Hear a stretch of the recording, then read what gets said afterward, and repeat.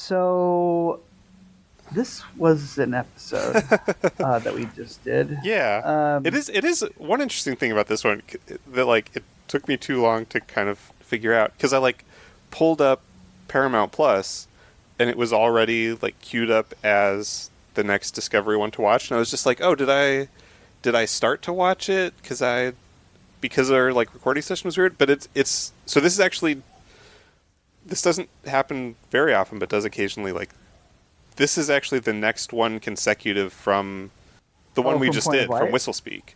No, because Point of Light was the one from Whistlespeak. Yeah. From like somewhere in season, like season 1 or 2.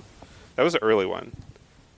Oh yeah, right. But yeah, because we just did Whistlespeak. Because then in the previously on, like they're talking, like there's stuff from, like this is the one where they're dealing with the clue that they got from the tower at the end of Whistlespeak. So yeah, this is like the next, sequentially like the next episode from one that we really like just did. I think because that's going to be, that would just be 2 episodes before this one. So.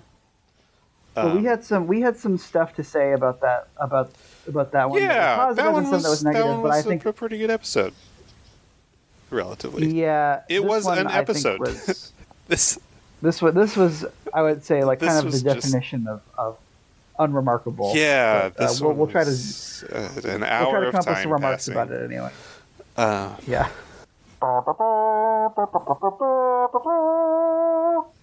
Hi everybody, welcome to Out of Contreks, a show where two guys who have seen part of Star Trek try to watch all of it in no particular order. I'm Ryan Howard. And I'm Brady Jungle. And I am... And today we're talking... I have to get the memory alpha for this one up, because I... will have to be following closely through that about what happens in this episode. An episode we both watched yesterday. Talking about Erigah, which is Season 5, Episode 7 of Star Trek Discovery. It is written by M. Raven Metzner, and directed by John Dudkowski. There are a lot of consonants in those. Yeah. The memory alpha synopsis is: with Maul and Locke in custody, the Federation has pulled into a diplomatic and ethical firestorm when the Breen demand they be handed over. Meanwhile, Booker looks for ways to help as Tilly, Adira, and Reno work to decipher the latest clue. I think, honestly, like, the big thing about this that really is no good, I think, is that, like, Maul and Locke, I just think, are so nothing to me, because, like, I didn't even realize this is the next episode after Whistlespeak, because, like, I'm sure that Maul and Locke are in Whistlespeak, but, like, I don't remember that at all. It's like, what I remember about Whistlespeak, I don't think they are, actually. They go to the place where they do Whistlespeak, and then they have, like, the weird, like, death marathon. Like, there's stuff in that episode, but, like, none of it of interest is about Maul and Locke. Like, I truly don't remember what happens to... I don't remember them being in Whistlespeak. It's like, I think they might not be. I think they get captured off screen. I think, because that's, I think, how this one starts, is that they're like, really? Yeah, like, some other ship captured Maul and Locke, and now they're in prison. Oh, I guess, like, they get captured at the beginning by that other ship, by the USS. Yeah, I think is the beginning of this episode. Yeah. Okay. Because I think, like, I think there was one. Well, there was the one. I guess, then. I think it wasn't in Whistlespeak, but in some of the previously ons, like, there was one where they get into a fight between like Burnham and Maul and Locke get into a fight, because that's, I think, where Locke gets, like, accidentally stabs himself, which kind of sets up, like, all of this. Also, I had no idea that that's how you spell Maul and Locke. Until I was like... I knew that's how you spelled Maul, but I didn't know about Locke. Yeah. Okay. Which we're saying is L apostrophe A K. Yeah. But,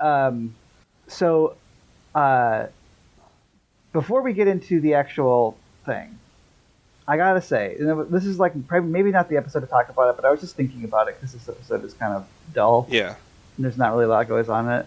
So, Locke is the first Breen in Star Trek where you see his face. Yes. This is the first time we see what a Breen looks like. And I think that's even a plot point, right? Because, like, when they first see him, they're just like, we don't know what species this guy is, because no one's ever seen what a Breen looks like. Yeah. And but I remember when they take his helmet off, and I remember watching this when I watched the show the first time, but I was thinking about it again today, where I was just like, so he just looks like a green guy, like he just kind of looks like Shrek or something, like it's not like if you're like gonna make a big thing about, all right, here's this race, we they've been in Star Trek universe for like 30 years, Yeah. And they always have helmets on. They have these cool like Princess Leia from the Jedi helmets. Yeah, that's right. And they also they're very mysterious. No one knows anything about them. In like DS9, they never speak English, right? It's just always like right, correct sound. Yeah.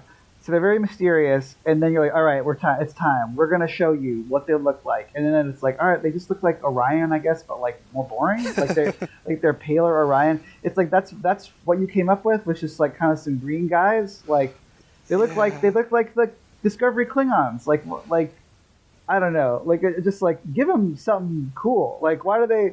I don't know. Like maybe they look like the Predator or something. Right. Like why did they do that? Like it's like I'm sure they probably were like, well, we have to have this guy go on an emotional journey, so like we can't maybe make him look too inhuman. We have to give him some like facial features to emote with. But like I don't know, man. Like, but do they though? I guess like I mean I'm sure they wanted to. I'll get into this a little bit later in the episode of like I think Maul and Locke should be way more. Like, there's something there that should be way more interesting than... And I'm not sure why it doesn't work. But it doesn't work. Like, they kind of come across as nothing. Yeah, to me, he always looked like... Kind of like... He would always make me think of... And I think probably also because of the whole... Because it's kind of a mystery for a while on the show, what season or what species he is. Like, it would always make me think of Idris Elba from... Star Trek Beyond. Oh yeah. Mm-hmm. Yeah, I think I felt but maybe that way like too, less. Actually, yeah, like he's but just kind of like he's just like clearly a Star Trek alien with like some and like kind of greenish and like has some facial stuff. Mm-hmm. But yeah, I don't know. It's just like that's what you came up with, huh? Like you had the opportunity to like. I don't know. I think if I was them, I would be like, all right, well, we better make it like really exciting, but they're like, nah, well, who cares? Yeah. But anyway, why don't you take us into this episode? I just remember I was watching it and I was like, why does he just look like a green guy? Like, yeah, I don't know. Okay, so let's see what happens. So they find out. That's I think how it starts is like Maul and Locke have been captured by a different ship, but then they're going to like transfer them to Discovery, and Discovery then is going to take them back to Starfleet like headquarters, like the Seashell space station. And so Locke is in like critical condition, like they like have to transport them straight into sick bay. And so like they're in the sick bed with like a force field around it. And Culber's trying to kind of stabilize Locke and like save his life, but they're worried because they like no one knows enough about Breen, and he's like, so like I don't know like what their physiology is like, or kind of like how to like make him better. I did like I liked that like at some point he does put a little like he points the tricorder at him, and like a little hologram comes up of his heart, and it's this really weird like looking thing, it's kind of like it's like lumpy and like sticks out to one side, and it looks like it kind of looks like a plant almost. Yeah, I like that. Yeah, I think they kind of like demonstrate, sort of like visualize what they're talking about. It's just like we don't know anything about like how his body works. It's not like what we're used to. Like we can't just fix it if we. And like Maul kind of won't leave his side, and she's like angry at everybody because that's her character trait. And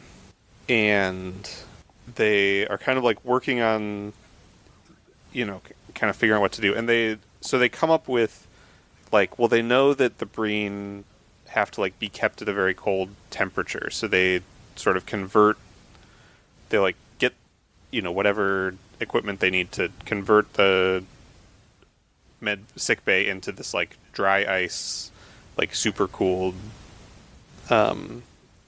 place. And, like, that kind of starts to work for a while and is making him better. They get to... I keep wanting to say Starfleet Academy, but that's not what it is. It's just, like, the Federation headquarters. Yeah. And then they find out that, like, the Breen, like, this, like, massive Breen, like, battleship is coming to attack them to, like, try to get Locke back. Yeah. And... Because Locke is like he's like a prince, or like he's like a prince. Yeah, like that's, again, like we take a whole episode to... I think this is also part of the problem watching it back, is because, like, I couldn't remember how much of this they know or not, and, like, this ends up being kind of the big reveal of the episode, which is just like, oh, well, I just remember that being a thing. So, like, the whole thing is that there's this, like, huge succession war among all these different, like, Breen nobles, and Locke is the son, like basically the only, like, he's a member of the like royal family. He's the scion. Yeah, which is sort of he's vague. like descended from like the original emperor, and he's the only one. So basically, like, he's kind of the rightful emperor, but whichever Breen noble like captures him is just going to kind of use him as a puppet so that they can be like lead the Breen. And so there's kind of this, and that's why like the Breen want him so much. But the whole, like, this whole episode is just kind of them finding that out, and that's really like the main driving plot point, I feel like, of this episode. Yeah, is like, I don't know. Yeah, let's let. Yeah, I don't know how to. I guess I don't know how to like unpack that, because because there's a whole like because they don't know that initially, and so they just think the Breen want him because of the Erigah, like, basically that he has like he's got like a bounty on his head they're trying to look for. But the Breen don't know that either. Don't they think that they want the? They don't. The Breen don't know about, because that's the end. Is that then, like, that's like Maul's whole thing, is she's like, well, like, she's like, she then is trying to sell out the puzzle piece to the Breen, because that's like she thinks the only way to get Locke back. But yeah, I think the threat is that, like, if, like, from the Federation side, the threat is that, like, if the Breen get Locke, then they'll also get, like, the puzzle piece, find out about the progenitor's tech. But I don't think the Breen know about it yet. I think the Breen just want Locke because initially they're like, oh, the Breen just want Locke because he's got a bounty on his head, and then they figure out that they actually want him because he's the heir to the Emperor. And then they're like, well, that gives us the ability to, like, negotiate, because then we can threaten to, like, sell him to a different Breen noble to get, so, like, then we have a bargaining chip to, like, get this Breen noble to not destroy the Earth. I think it's, but then there's a lot of, like, this is, like, we figured out, and, like, also the one commander guy, like, his planet was attacked or enslaved or whatever by the Breen, so he hates the Breen, and so that plays into I kind of liked him. I like him in general. I think he's kind of my favorite character in this season. Because he's going through this, like, kind of, he's just like, he just hates the Breen and is just like, we can't trust them. They're genocidal. They're just going to try to kill everybody. We can't negotiate with them, because that's his, like, experience with them, because they attacked his planet and killed his family. And then they kind of have to get, like, sort of, Burnham has to get him to, like, open up and talk about that. And then that's how they find out about, because he's had experience with the other Primarch that then they are kind of using as, like, a bluff. Right. He's good. He's good in this. I thought he has some good scenes where he's sort of like, and it's like, I don't know. I It's probably just because uh, am so I find like so many of the characters in the show like so annoying, but like I I I was like I like a part of me was like on his side probably even when the show like didn't want me to be on his side, where I'm like I understand why he wants Yeah, to like I blow think these guys up, I think it's not from like a revenge purpose, but just sort of like from a like it seems like they're gonna try to kill you per yeah. point of view, perspective, Yeah, like no, you shouldn't trust these people who are just here to like try to take everything by force. And Yeah, but I mean, like I don't know. It's like I get that it's like I'm watching a Star Trek show. So yeah, I think in general I do just like his character kind of probably even more than the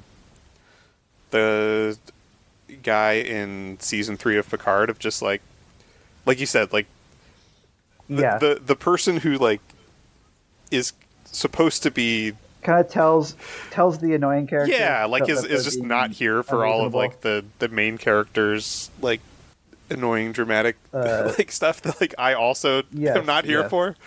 So I'm just like I know, kind of on his side. Which I feel like I feel like the And show you're not is supposed to be. Yeah, you're supposed to be like trying to this get guy you to feel really that has way, a but lesson I'm to like, learn about valuing people or whatever. It's just like yeah, no, he's the one that's trying to do the job the right way. yeah, But yeah. but well, so yeah, I mean, like, so they kind of argue for a while, and then while they're arguing, while they're arguing, a couple things happen. One, there's one scene with Jet Reno in it. Yes. Like this is a balm. This is a balm in a storm. yeah. Because Tig Notaro is just like inherently like charismatic it's and entertaining. Basically like one. Right. There's one scene with Tig Notaro where she's like, "I used to be a smuggler," and they're like, "What?" And she's like, "Yeah, I was like super cool and I had lots of sex and and I made a drink called the Seven of Limes and I was like, this is great." And then like the minutes. She's not in the rest of the episode. Yeah, and it's just like, okay, bye guys. I miss you. Yeah, she's so good and just such a just like I just want a show about you. You're interesting, and do things. Yeah, but I was just like, and I was full disclosure. I was actually watching for the first part of this this episode. I was watching it with the sound off. Okay. Because I had forgotten to edit our last episode and I had to get it out like that day. And I was like, okay, well, I got some stuff to do, so I'm going to I'm gonna try to watch this while I edit, and I was it was funny because I was like I can hear her voice with the sound off, like it's how I was like, oh man, like that's how I know how she's gonna deliver this. Is that like I was just like, oh man, I can still hear it, which is great. Because that's the thing that's going on in the background is that like, so yeah, Burnham and like the Admiral and the like Vulcan ambassador are all kind of trying to, and I guess the like, I really need to learn his name. The commander guy, the cool guy. Isn't it Raynor? Raynor, yeah. They're all, like trying to plan what to do and negotiate with the Breen and like figure out why, like they keep going to talk to Maul and Locke to figure out like why they want them so much. And they're basically trying to figure out this problem of like, we can't give Maul and Locke to the Breen because then the Breen will find out about the progenitor technology that but also like, and it also says that the Breen will kill them. Yeah. Is what I feel like is because there's like this like blood bounty on his head. But they're also like, we can't. But like, if we don't, then the Breen are going to like the Breen are like not here to negotiate, and like they are just threatening. Like we're just going to start attacking Earth, and we have like this clearly like bigger, massive fleet, and like it's going to be like, and so we're trying to avoid a war too, and so they're trying to just figure out like how are we going to make this negotiation happen. But yeah, but eventually like the Breen come and they beam onto their thing to talk, and yes. I will say that I do think that the Breen look really cool in this. I like the Breen. Yeah, the armor's really Breen, good. like, outfits and stuff. The armor is really good. They have these like big kind of like sort of staff, like glowing staff gun things. Yeah. But then so meanwhile during this, the kind of the rest of the crew is trying to figure out the next clue on this thing. So it's like this little card with some symbols on it that's made of some kind of metal, and so is it Tilly and Adira that go talk to Jet Reno about it? Because they're like, well, like there's the words on it are like the name of a book that was written by one of the scientists, and like we need to find like the original copy of that book. And so they talk to Jet Reno and find out about that, like she used to be a smuggler, and she's the one that tells them about like the cool library that they go to in I assume the next episode. And then Stamets and Booker are like trying to analyze like the metal in the card, and I don't remember that really going anywhere. Well, that's it, yeah, and like but they're doing where basically like because Booker is empath. Yeah, they're like, Booker, you're an empath. You should like. Because it was it was made by like a Betazoid, so they're like maybe the Betazoid put like telepathic signals in the thing, which I don't really think is usually historically how that's been portrayed, where the Betazoid can just like put some stuff in there. I mean, this is similar. We're gonna talk next week about a Picard episode, and I was watching the episode being annoyed again at how like what they can make Guinan do. Like, of course, we all know that Elarians have can astrally project. Like time sick. Yeah. They get time sick, and I was like, anyway. Later. Yeah. My thing with it was also like, yes, I get that Booker is like has this like kind of empathic stuff, but like, don't you have Vulcans on the ship? Like, I feel like there are other species or like other Betazoids. Like, I feel like there are other species that are more like specifically telepathic that could probably get more information out of this than Booker. But anyways, like, couldn't a Vulcan like mind meld with it and like get more than Booker just being like clouds and flashes of explosions or whatever, lightning maybe.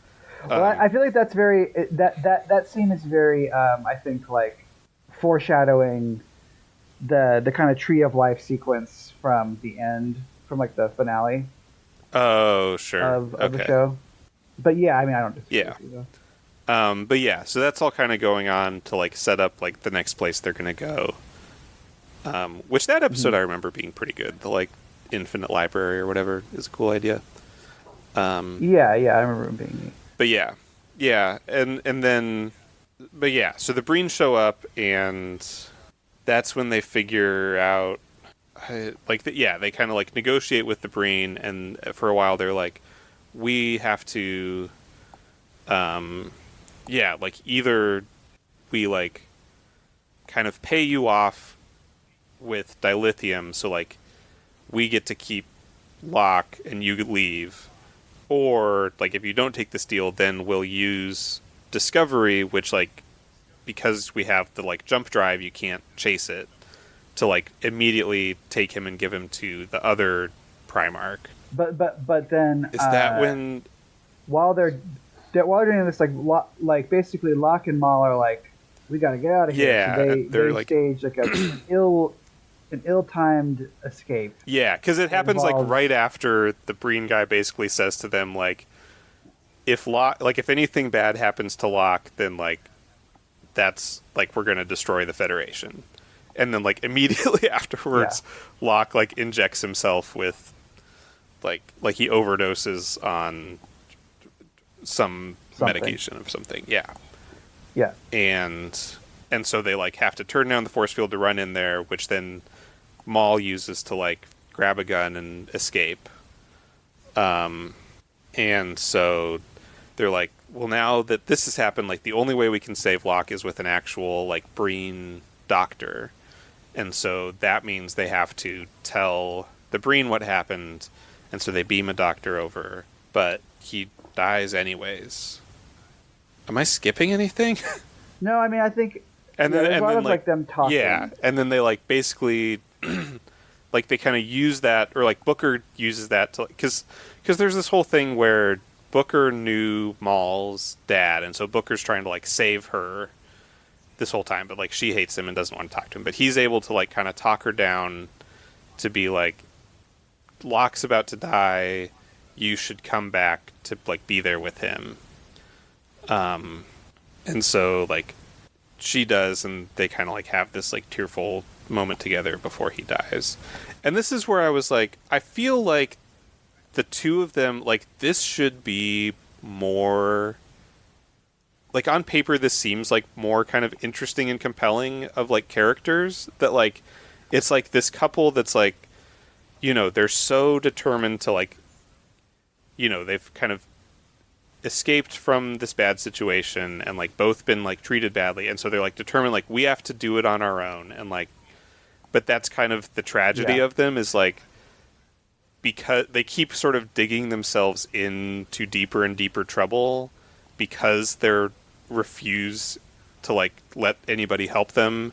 And so then like even when like maybe you right, like this was maybe going to turn out okay, but they're like, no, like we have to escape so we can do this on our own, so we can fix all of this, and then that makes things even worse. And then they're right, like this I feel like is kind of like should be an interesting thing, and I don't know why it doesn't, like it never hits, and like I just don't care about them as much as I feel like, right, I think they should be more interesting, and it just doesn't hit for some reason. And I don't know if it's just the wrong show for that, or like if they should be that, like they kind of like they show up as like star-crossed lovers, but like I don't know, I just don't know that the show really ever gives them the material for you to really identify them. Yeah, because they're never, because it also like it starts out as like, right, because like I think it's maybe just that they're not enough of the focus, that like the show is still about like the Discovery people doing Discovery things. And because like for the first several episodes they're just kind of like, oh, it's just these like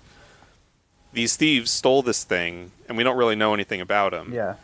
And like it takes too long for you to find out all of this about them, that you already are just kind of like, well, they're just kind of the people that we're chasing, I guess. I don't know why it like, yeah, I hear you.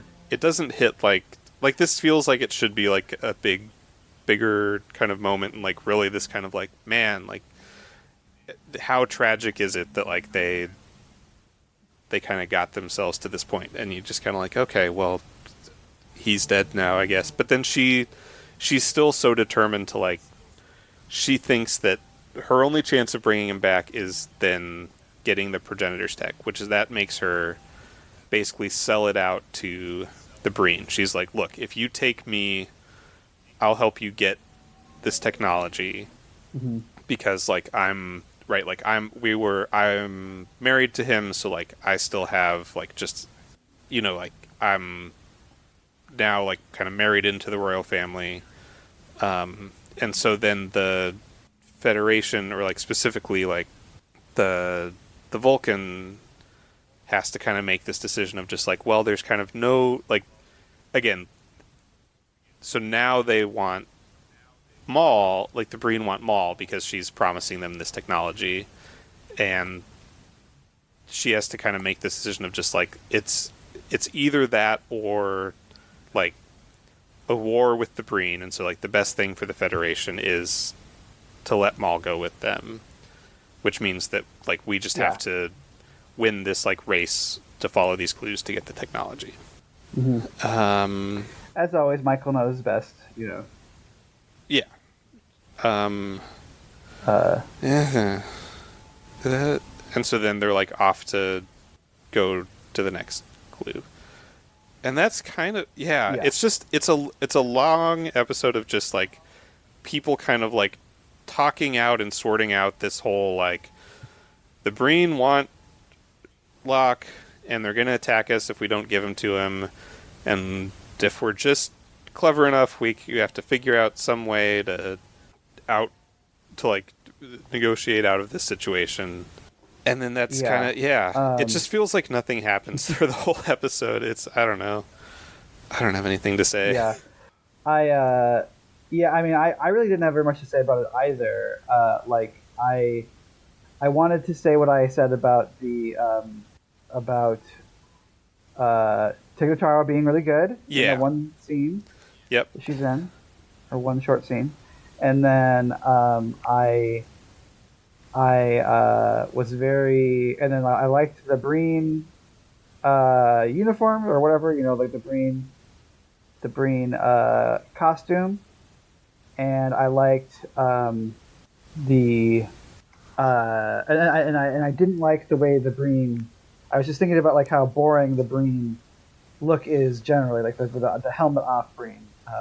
I really didn't have, and I liked Raynor in it. Like, but yeah, it's like it was just kind of like it's not even like it wasn't one of those episodes of Discovery that we sometimes complain about because it's like I don't know because it's it's not like annoying or like there's not like it's just kind of I was just like okay. It's just kind of I mean it is bad but just like not it's not bad in the same way that a lot of these are bad. Sure. But I don't know. Wish I had more to say about it really, but I don't. I don't know. Like I think we started on this journey, this discovery journey, and I was like, all right, time to be, try to find some like really positive things to say about the show, Sure. I think maybe for some of them we did. For some of them we did. But I don't know. I definitely, I definitely still, like, it wore me down, and not like in a oh I came around on it,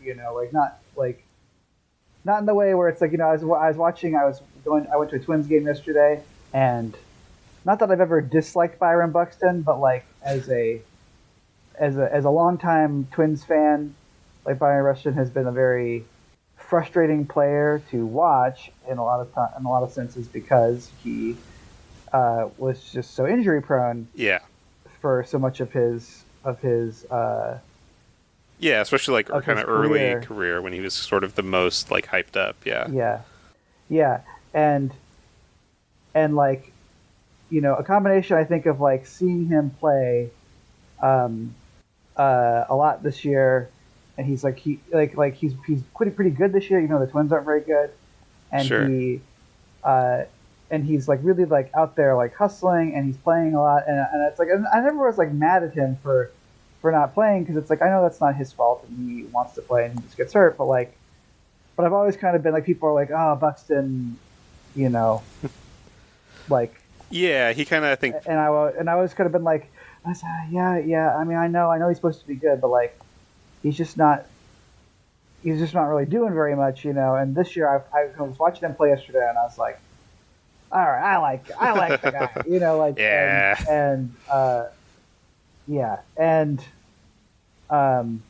in that and I so he wore me down in a way, but not this did not wear me down in a good way. This wore me down in a kind of tiring way. Man, like I'm I'm just ready for this to be over. Sure. this experience. But and for now it is.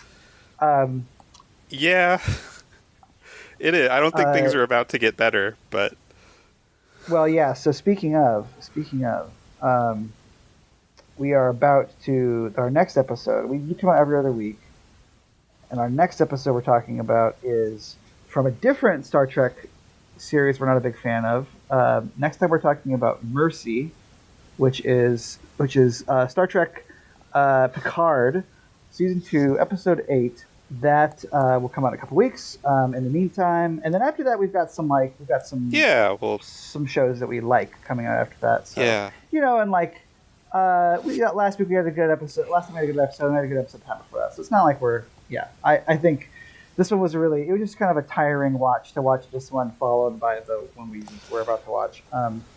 But in the meantime, you can check us out on Blue Sky at Contreks. You can email us at outofcontreks@gmail.com. You can visit our website at outofcontreks.podbean.com, or you can email us at or you can visit us on YouTube at Out of Contreks. Contreks spelled Contrks. You can also check out the other shows on the Kaleidoscope Media Podcast Network. There is Wizard Studies, which is a Harry Potter podcast. There's That's Not a Science Works, which is a science and pop culture podcast. And there is Here's Johnny, which is a horror media podcast. So check any of those folks out, and we'll see you next time. Thanks, everybody. Thanks, everyone. Bye.